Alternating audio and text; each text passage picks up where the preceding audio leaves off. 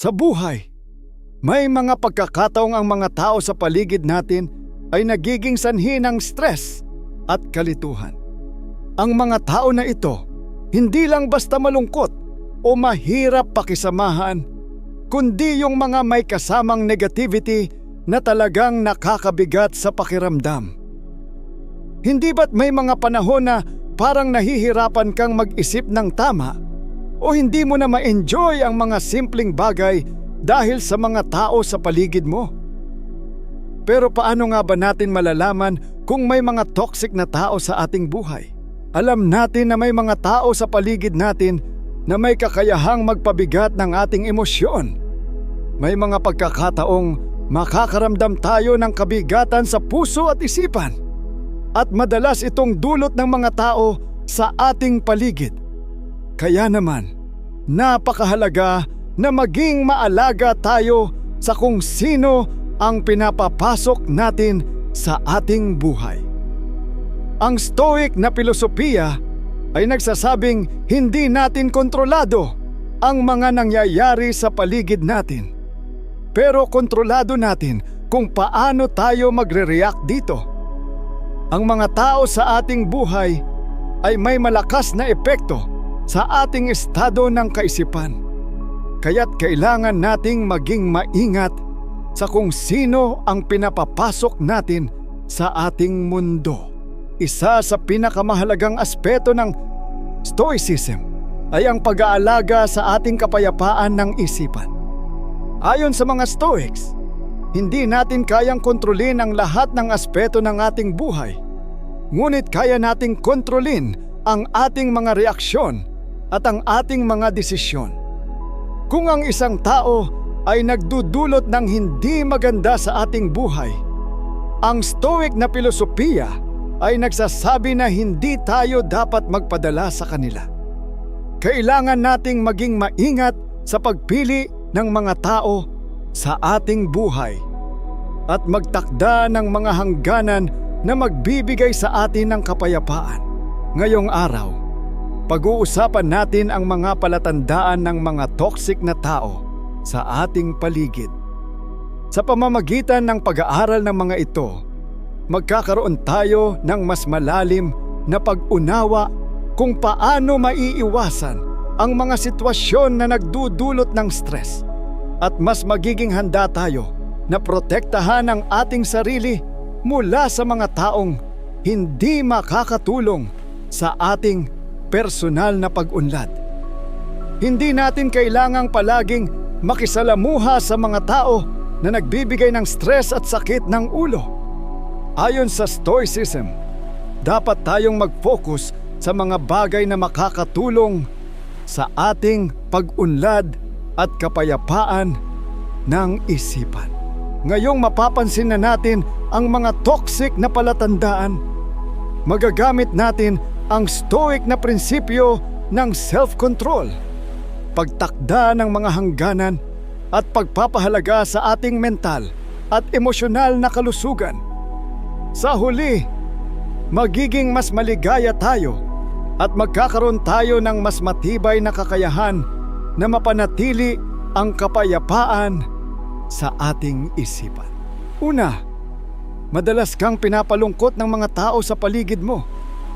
Kung laging may tao sa iyong buhay na nagbibigay ng negatibong emosyon, yung laging may bad vibes, laging nagko-complain o laging may away, dapat magtaka ka na.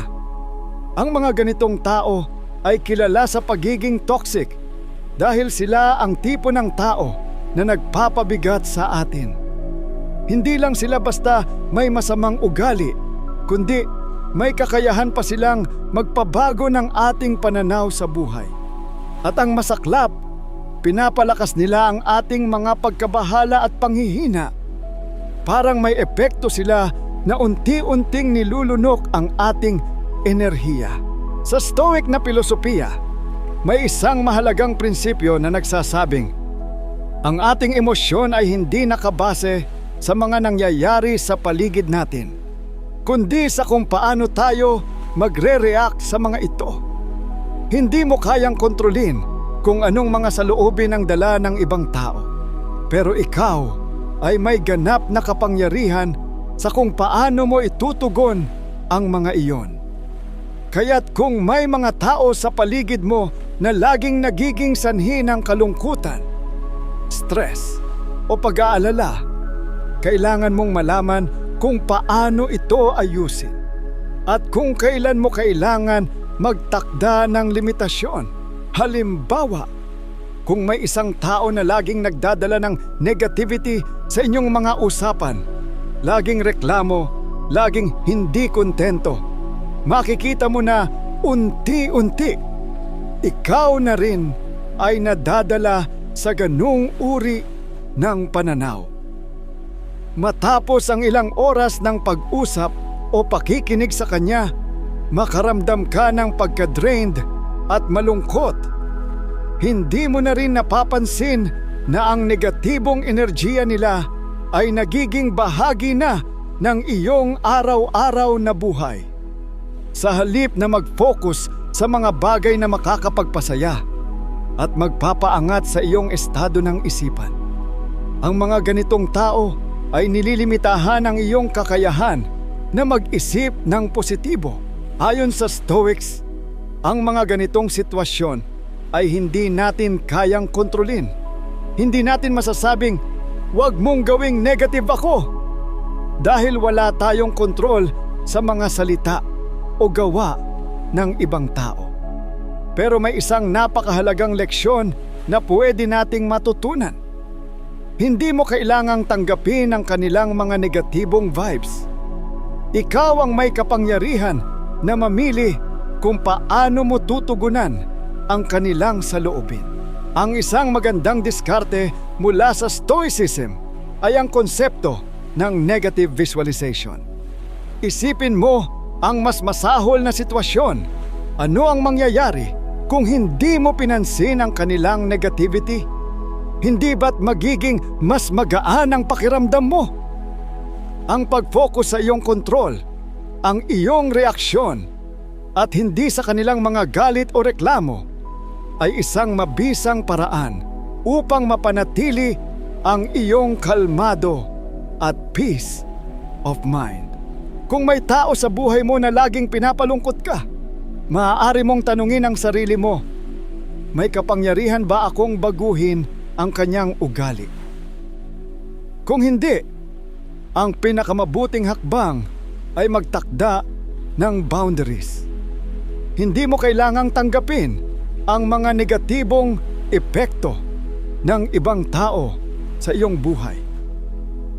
Sa halip, piliin mong protektahan ang iyong isipan at kaligayahan mula sa mga bagay na wala kang kontrol. Pangalawa, kung ang tao ay palaging nagmamagaling at hindi marunong makinig, ito ay isang malinaw na palatandaan ng pagiging toxic. Ang mga ganitong tao ay madalas na nakararamdam ng sobrang taas ng tingin sa sarili, kaya hindi nila pinapansin ang opinyon ng iba. Kung ang mga tao sa paligid mo ay hindi marunong pahalagahan ang iyong pananaw, laging nagsasalita ng "ako ang tama" at hindi nagbabalik loob sa mga payo o ideya mula sa ibang tao, malamang ay may mga toxic na aspeto sa kanilang karakter. Sa Stoicism, isa sa pinakamahalagang aral ay ang pagpapakumbaba at ang pagiging bukas sa mga bagong ideya. Ang Stoic na filosofiya ay hindi tumitingin sa sarili bilang alam na ang lahat, kundi bilang isang patuloy na nag-aaral at humuhubog sa kanyang sarili. Ayon kay Epictetus, hindi mo kayang kontrolin ang mga nangyayari sa paligid mo, pero kontrolado mo kung paano ka magre-react at kung paano mo tatanggapin ang mga bagong kaalaman. Ang Stoic ay laging handang matuto at hindi natatakot na makinig sa ibang tao, kahit pa mas nakatatanda o mas may karanasan. Kapag may mga taong hindi marunong makinig, kadalasan ay nahihirapan tayong magkomunika. Sila ang tipo ng tao na lagi na lang may sariling opinyon at wala silang interes na magbukas ng isip para sa ibang pananaw. Sa halip na magpumilit na baguhin sila o magtangka na patunayan na mali sila, mas mabuting mag-practice tayo ng pasensya at intindi. Huwag tayong maging tulad nila na laging nagmamagaling. Magpakumbaba tayo at mas mabuti na magbigay ng espasyo para sa kanilang opinyon. Kahit na hindi natin ito sinasang-ayunan, ang pag-aaral ng Stoicism ay isang magandang gabay sa ganitong mga sitwasyon. Kapag naharap tayo sa isang tao na hindi marunong makinig, imbis na magalit o mawalan ng pasensya, maaari nating gamitin ang Stoic na pananaw na hindi natin kontrolado ang ginagawa ng iba, kundi kung paano tayo magre-react sa kanila. Kung ang tao na ito ay hindi handang matuto, hindi ibig sabihin ay kailangang tayo na ang magbago o mawala ng kumpiyansa sa ating sarili. Ang kailangan nating gawin ay magpatuloy sa pagpapakumbaba at mag-isip na maaari pa tayong matuto sa bawat sitwasyon. Pwede mo ring i-apply ang prinsipyo ng 4 na virtues ng Stoicism: wisdom, courage, justice, at temperance sa pakikisalamuha mo sa mga ganitong tao. Sa wisdom, dapat mong ma-realize na hindi lahat ng tao ay handang matuto o makinig. Sa courage, magpatuloy ka pa rin sa pagpapahayag ng iyong opinyon kahit na hindi sila makinig. Sa justice, igalang ang kanilang pananaw. Pero sa temperance, matutong magtakda ng hangganan. Huwag hayaan na ang kanilang hindi pagtanggap sa iyong opinyon ay magdulot ng stress sa iyong kalooban. Pangatlo, ang mga taong hindi marunong magtanggap ng pagkakamali at laging sinisisi ang iba. Kung palaging may iba silang tinuturong may kasalanan at hindi nila kayang umamin sa kanilang pagkakamali, ito ay isang malinaw na palatandaan na toxic sila. Madalas, ang ganitong uri ng tao ay nagtatago sa likod ng ibang tao para hindi sila mapaghusgahan o masisi. Hindi nila kinikilala ang kanilang kahinaan at sa halip ay ipinapasa nila ang lahat ng responsibilidad sa ibang tao. Pero sa totoo lang, ang ganitong asal ay isang tanda ng kawalan ng maturity at accountability. Sa Stoic na pananaw, isang mahalagang prinsipyo ang pagtanggap sa ating mga pagkukulang at pagkakamali upang mag-grow tayo. Ayon kay Marcus Aurelius, hindi mo kayang kontrolin ang mga nangyayari sa iyong paligid, pero kayang-kaya mong kontrolin ang iyong reaksyon at ang iyong pag-iisip. Ang Stoicism ay nagtuturo na hindi tayo perpekto at ang pagiging bukas sa ating mga kamalian ay isang hakbang tungo sa mas matibay at mas makatarungang karakter. Ang pag-aako ng ating mga pagkakamali ay isang uri ng lakas at hindi ito nagpapakita ng kahinaan. Sa halip na maghanap ng ibang tao na pagsisihan, ang Stoics ay nagsasabing dapat nating tanungin ang ating sarili. Ano ang aking pagkakamali sa sitwasyong ito? Oh, paano ko matutulungan ang aking sarili na hindi maulit ito? Ayon kay Epictetus, hindi ang mga nangyayari sa atin ang nagiging sanhi ng ating kalungkutan, kundi ang ating pananaw sa mga ito. Kaya't kung hindi tayo marunong magtanggap ng ating mga pagkukulang, itinutulak natin ang ating sarili palayo sa personal na paglago at pag-unlad. Kung ang isang tao ay hindi kayang magsabi ng sorry o umamin sa kanilang pagkakamali, mahirap din silang makatawid at magbago. Ang kanilang buhay ay puno ng excuses at paghahanap ng iba na sisihin. At sa halip na magtulungan, sila ay nagiging pabigat sa iba. Kailangan mong ma-realize na hindi mo kayang baguhin ang mga ganitong tao. At kung sila ay patuloy na nag-a-avoid sa kanilang mga pagkukulang, makakatulong na mas maging distansyado ka sa kanila. Sa Stoicism, ang pinakamahalaga ay hindi ang mga pagkakamali ng ibang tao, kundi kung paano tayo natututo mula sa ating sarili. Kung ang mga tao sa iyong buhay ay hindi handang magbago o tanggapin ang kanilang pagkakamali, baka kailangan mo nang magtakda ng limitasyon para maprotektahan ang iyong emotional peace at personal growth. Kung patuloy ka nilang ididrag pababa, ito ang tamang oras para magdesisyon na palayo ka sa kanila at mag-focus sa iyong sarili. Kaya, kung may tao sa iyong paligid na laging naghahanap ng ibang may kasalanan, baka panahon na para magtulungan silang magbago. O kaya, palayain na sila mula sa iyong buhay. Pang-apat, laging may hidden agenda. Ang mga taong ito ay may lihim na layunin sa kanilang mga ginagawa. Parang may mga motibong hindi nila sinasabi ng direkta.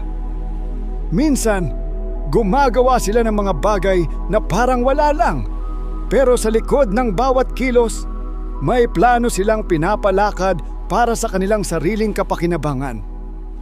Ang mga toxic na tao ay kadalasang manipulative, naghahanap ng pagkakataon para magtamo ng benepisyo, kahit pa ang ibang tao ay naaapektuhan o nasasaktan. Madalas, sila ay naglalagay ng mga bait, mga sitwasyon o alok na mukhang maganda sa unang tingin. Halimbawa, maaring magsabi sila ng mga magagandang bagay, magbigay ng favors, o magpakita ng sobra-sobrang interes. Pero sa dulo, malalaman mong may tinatago silang agenda. Ang ganitong klase ng tao ay marunong magmanipula ng sitwasyon para makuha ang gusto nila nang hindi diretsong nagsasabi ng kanilang intensyon. Sa Stoicism, may isang napakahalagang prinsipyo na dapat nating laging tandaan: ang paggamit ng karunungan at discernment upang makilala ang mga pagkukunwari o panlilinlang. Ayon kay Seneca, ang ating karunungan ang siyang magbibigay liwanag sa ating landas at magtuturo sa atin kung paano iwasan ang mga patibong.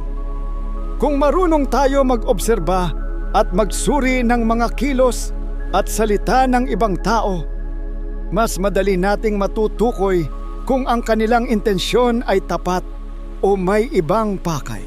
Isa sa pinakamahalagang aspeto ng Stoic philosophy ay ang pagiging mapanuri.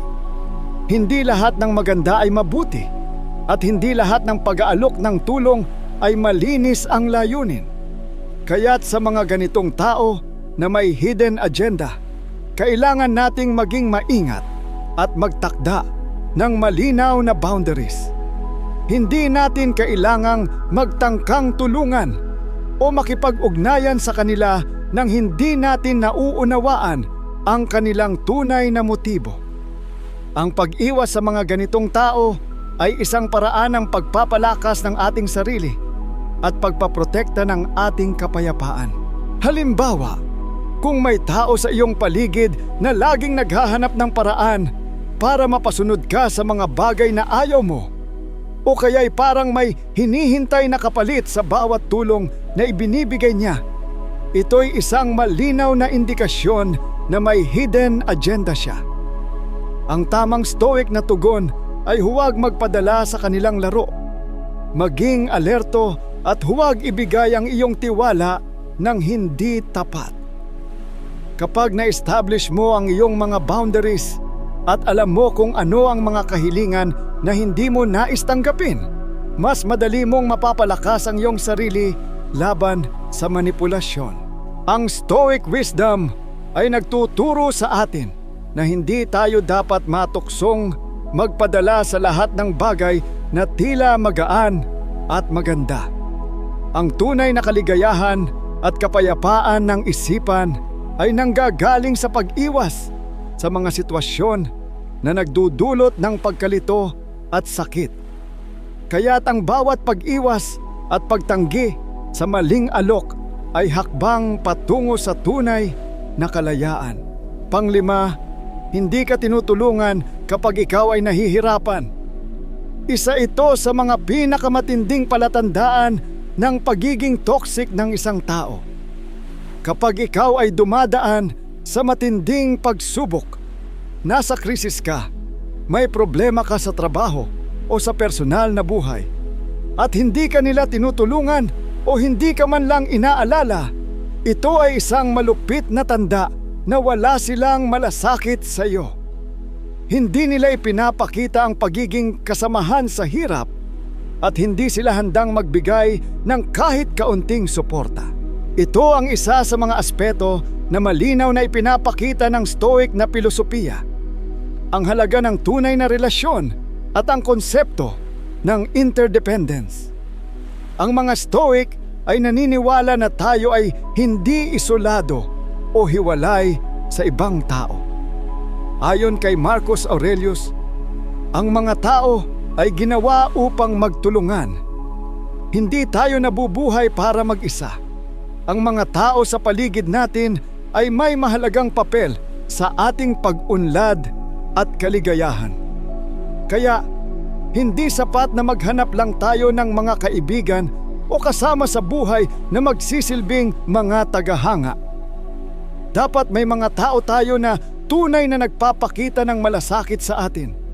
Yung mga handang tumulong kapag tayo ay nahihirapan at hindi lang kapag sila ay may kailangan. Ang tunay na ugnayan ay hindi dapat nakasandig sa mga pansamantalang benepisyo o interes. Kung ang mga tao sa paligid mo ay laging nandyan lang kapag magaan ang buhay, pero hindi ka matutulungan kapag kailangan mo sila, hindi ito isang tunay na relasyon. Sa Stoicism, binibigyan tayo ng gabay na laging piliin ang mga tao sa ating buhay na may malasakit sa ating kabutihan. At hindi lang mga tao na hinahanap tayo para sa kanilang sariling kapakinabangan. Ang mga tunay na kaibigan ay laging naroroon sa mga mahihirap na oras, hindi lang sa mga magagaan. Mahalaga ring matutunan natin ang discernment o ang kakayahang mag-isip at magdesisyon ng tama kung sino ang dapat nating payagan na makapasok sa ating buhay. Ayon sa Stoics, ang ating kapayapaan ng isipan ay nakasalalay sa ating mga desisyon, kabilang na ang kung sino ang ating pinipiling makasama. Hindi lahat ng tao ay may malasakit sa atin, at hindi lahat ay karapat-dapat na maging parte ng ating buhay. Kung may mga tao sa iyong paligid na hindi ka tinutulungan kapag ikaw ay nahihirapan, baka oras na upang magtakda ng hangganan at maghanap ng mga ugnayan na tunay na nakakaangat sa ating pagkatao. Sa huli, tandaan mo na sa Stoicism, hindi natin kontrolado ang pagkilos ng iba, pero kontrolado natin ang ating mga desisyon. Kung hindi ka matutulungan ng mga tao sa iyong paligid, walang masama kung magtakda ka ng hangganan at maghanap ng mas makakatulong sa iyong personal na pag-unlad at kapayapaan. Pang-anim, ang mga toxic na tao ay laging may kasamang drama. Kung laging may mga issue, away o gulo na dulot ng isang tao, kahit hindi mo naman pinapalala, maging maingat ka. Ang mga ganitong tao ay kadalasan may kakayahang lumikha ng sitwasyon na magdudulot ng hindi kailangang stress at kalituhan sa iyong buhay. Minsan, parang hindi nila kayang mabuhay nang walang konting chaos o problema. Kung wala silang issue, magsisilang sila ng bagong drama para lang may pag-uusapan, o kaya naman ay makontrol nila ang sitwasyon sa kanilang pabor. Ang mga toxic na tao na ito ay kadalasang may tendency na mag-exaggerate ng mga bagay, magsinungaling o magtago ng mga impormasyon para lang magdulot ng gulo. Maghahanap sila ng pagkakataon para gumawa ng mga issue na hindi naman kinakailangan at kadalasan, ikaw ang maapektuhan. Kapag patuloy kang nasasangkot sa ganitong uri ng drama, nawawala ang iyong focus sa mga bagay na mahalaga at nagiging sanhi ng stress at pag-aalala na hindi naman mo kontrolado. Sa Stoicism, isa sa pinakamahalagang prinsipyo ay ang pagpapanatili ng inner peace. Yung kalmado ng isipan kahit na may mga nagaganap na pagsubok o gulo sa paligid. Ayon kay Epictetus, hindi natin kayang kontrolin ang mga nangyayari sa ating buhay, pero kayang-kaya nating kontrolin ang ating reaksyon. Ang Stoic na filosofiya ay nagtuturo sa atin na iwasan ang mga hindi kailangang away at drama. Kung alam mong may mga tao na laging nagdadala ng kaguluhan, itigil mo na ang pakikisalamuha sa kanila. Isa sa mga pinaka-epektibong paraan para mapanatili ang iyong kapayapaan ay ang mag-set ng boundaries. Hindi mo kailangang patulan ang bawat away. Hindi mo kailangang sumali sa bawat drama. Kung ikaw ay alam mong maapektuhan, maaari mong sabihing, hindi ko na kayang makialam sa mga isyong ito. Hindi mo kailangang mag-explain o mag-justify, basta't alam mo na ikaw ay may karapatan na protektahan ang iyong emosyonal at mental na kalusugan. Mahalaga rin ang pagpapractice ng self-awareness. Alamin mo kung paano mag-respond sa mga sitwasyon nang hindi nagiging bahagi ng gulo. Ang Stoic ay hindi nagpapadala sa emosyon. Kung may mga nangyayaring hindi ka nais-nais, pinipili nilang manatiling kalmado at hindi magpadala sa mga external na factors. Sa madaling salita, kung ikaw ay surrounded ng drama, magsanay ka ng pagpapatawad at iwasan ang labis na pagpaparating ng iyong opinyon o emosyon. Magiging mas magaan ang iyong pakiramdam at magkakaroon ka ng kontrol sa iyong sariling kaligayahan. Pangpito, may ugali silang mangutya o manlilibak. Ang mga toxic na tao ay may natural na ugali ng pagbibiro o pang-iinsulto na hindi ka nais-nais. Hindi sila nagdadalawang isip na bababuyin ng iba, makialam sa kanilang personal na buhay, o magbigay ng masakit na salita na nagdudulot ng sakit sa pakiramdam. Minsan, magpapakita sila ng biro na sa kanilang pananaw ay walang masama. Pero para sa atin, ito ay humahantong sa pagkapahiya o pananakit ng loob.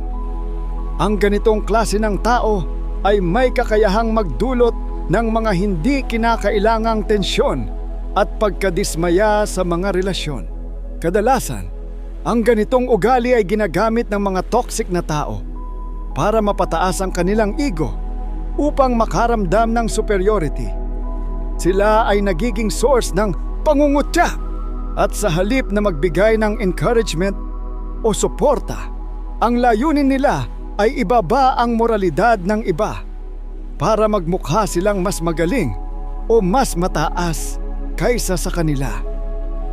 Maaaring isipin nila na ang ganitong paraan ng pagpapatawa o paminsang pang-iinsulto ay nagpapalakas sa kanilang posisyon.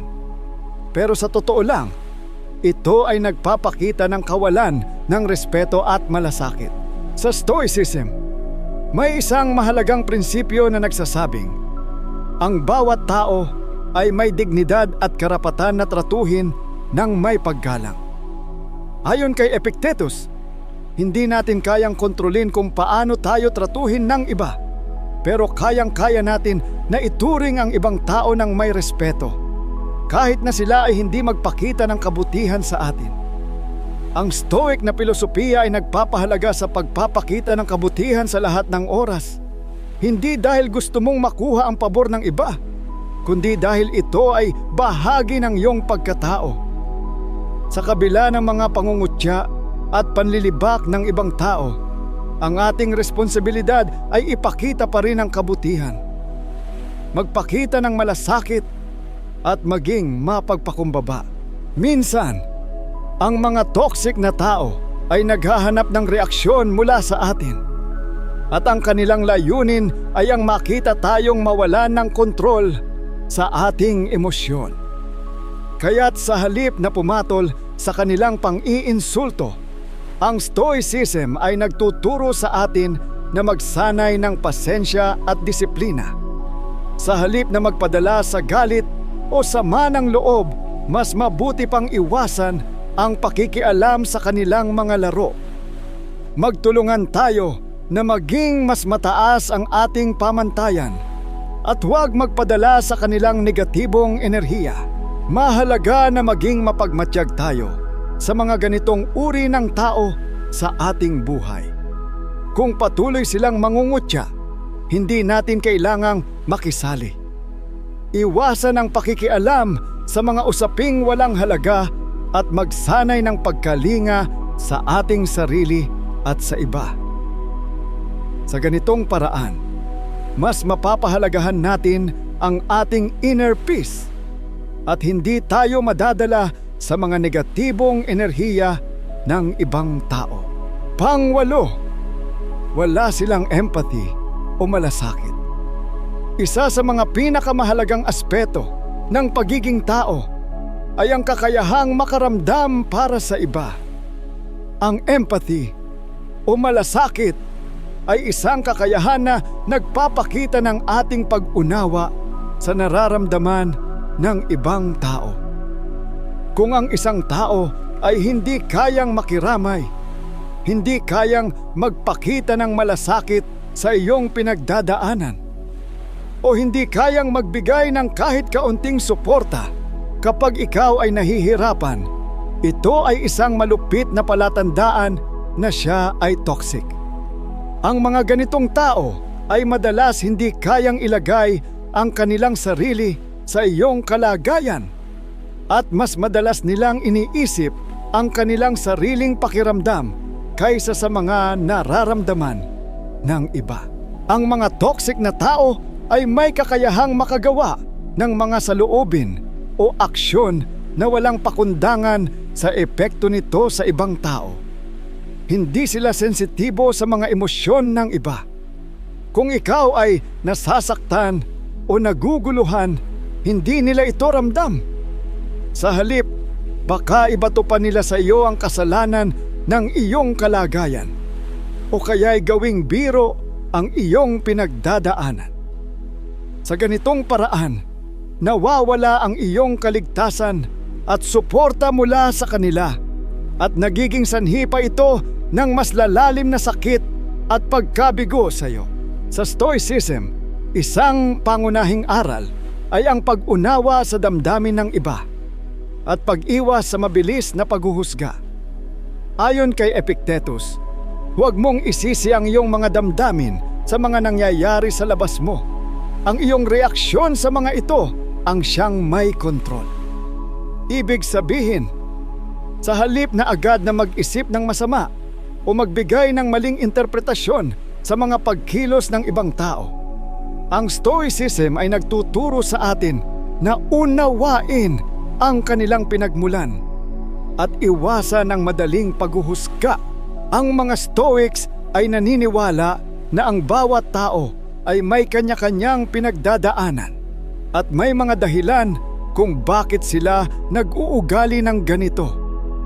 Ngunit hindi ibig sabihin nito na tayo ay dapat magpatawad o magsanib-puwersa sa kanila, lalo na kung sila ay nagiging sanhi ng sakit sa atin. Ang tunay na Stoic ay may malalim na pagkaunawa sa kahalagahan ng malasakit. At kahit na hindi natin kayang baguhin ang iba, may kapangyarihan tayo na protektahan ang ating sarili sa mga relasyon na nagiging sanhi ng hindi pagkakaintindihan at pagdurusa. Kaya't kung nakikita mong may mga tao sa iyong paligid na hindi kayang makiramay o magpakita ng malasakit, ituring mo itong isang senyales na kailangan mo nang magtakda ng hangganan. Hindi lahat ng tao ay kayang magbigay ng empatiya, at ang pagkakaroon ng malusog na relasyon ay nangangailangan ng mutual na malasakit at pag-unawa. Pangsyam, sila ay hindi nagsasabi ng totoo. Ang mga toxic na tao ay madalas na nagsisinungaling. Malaki man o maliit na kasinungalingan, hindi nila kayang magsabi ng totoo kahit pa ito ay may malaking epekto sa iba. Minsan, ginagamit nila ang kasinungalingan bilang isang paraan para makontrol ang mga tao sa paligid nila, o kaya ay para takasan ang mga responsibilidad na kanilang dapat panagutan. Sa mga pagkakataong ito, sila ay nagsisilbing sanhi ng kalituhan at kawalan ng tiwala sa mga relasyon. Sa Stoic na filosofiya, isang napakahalagang prinsipyo ang pamumuhay ng tapat at may integridad. Ayon kay Epictetus, ang katotohanan ay hindi matitinag at ang isang Stoic ay hindi kayang magsinungaling dahil ito ay hindi naaayon sa kanilang kalikasan bilang isang tapat na tao. Ang Stoicism ay nagtuturo sa atin na laging magsalita ng katotohanan at ipakita ang ating integridad, hindi lamang sa ating sarili kundi pati na rin sa mga tao sa paligid natin.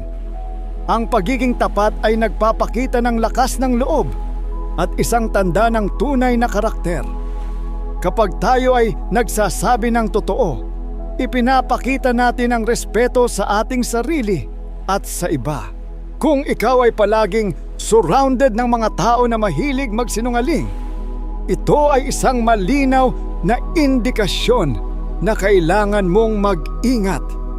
Ang mga ganitong tao ay nagdudulot ng hindi pagkakaunawaan at nagiging sanhi ng pagkasira ng mga tiwala at relasyon. Hindi ka makakaasa na ang mga tao sa paligid mo ay magbibigay ng tapat na payo o makakatulong sa iyo ng buo kung sila ay puno ng kasinungalingan. Kung sila ay hindi tapat sa kanilang mga salita, paano mo matitiyak na tapat din sila sa kanilang mga aksyon? Mahalaga sa Stoicism na iwasan ang mga ganitong klase ng tao. Dahil ang kasinungalingan ay hindi lamang nakakasira sa mga relasyon, kundi nakakasira rin sa ating kapayapaan ng isipan. Ang Stoics ay nagtuturo sa atin na hindi natin kontrolado ang mga pagsisinungaling ng ibang tao, pero may kontrol tayo sa kung paano tayo magre-react at kung paano natin pamamahalaan ang ating relasyon sa kanila.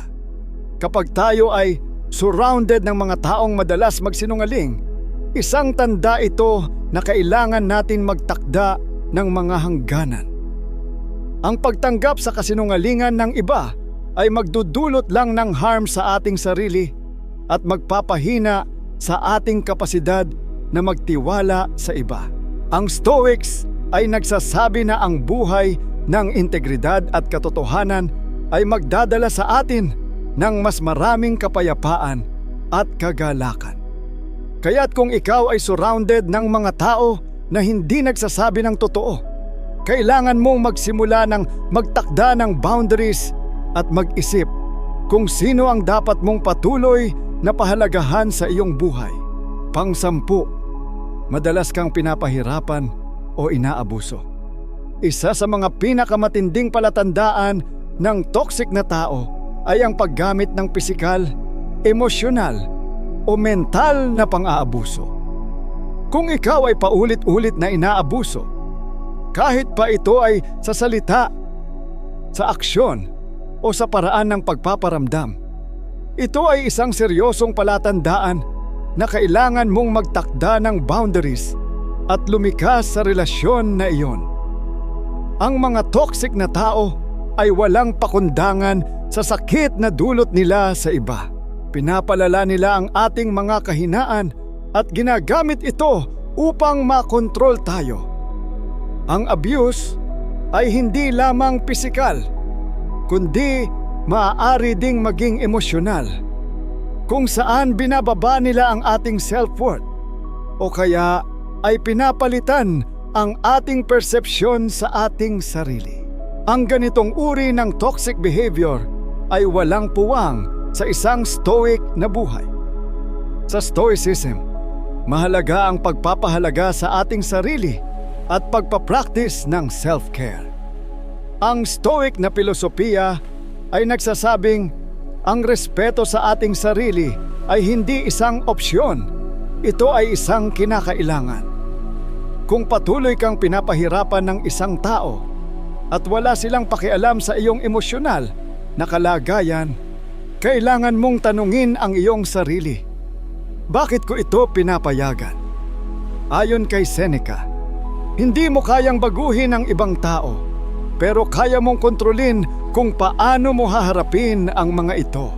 Hindi ibig sabihin ng Stoicism na kailangan mong tiisin ang lahat ng masama sa pangalan ng pagtanggap o pagiging makatarungan.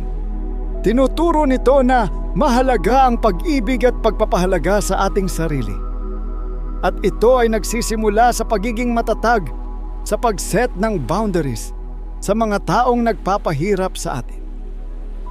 Ang self-respect ay hindi lang sa mga taong mahalaga sa atin, kundi pati na rin sa ating sarili. Kung ang isang tao ay patuloy na inaabuso ang iyong tiwala, oras na para magtakda ng malinaw na limitasyon at magbigay ng distansya. Ang pagpapahalaga sa ating sarili at ang pagtatakda ng mga limitasyon ay isang hakbang tungo sa kalayaan at kapayapaan ng isipan. Ang Stoic ay hindi natatakot na putulin ang mga toxic na relasyon dahil ito ay isang paraan ng pagpapakita ng respeto sa ating sarili at sa ating kalusugan, pisikal, emosyonal, at mental. Kaya kung ikaw ay nahaharap sa ganitong sitwasyon, huwag mag-atubiling magtakda ng boundaries.